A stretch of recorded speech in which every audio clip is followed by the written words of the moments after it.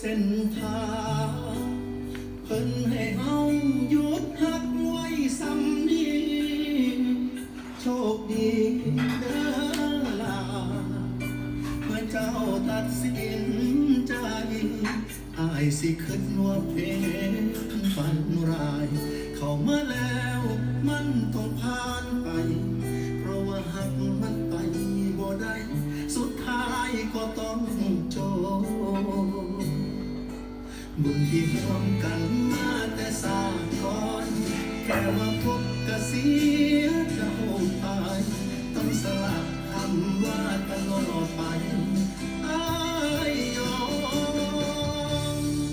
ให้จำอ้ายในน้ำผู้มาส่งทางได้มาสู้เคียงข้างเพียงแค่ผ่านสิบอกขึ้นต่อ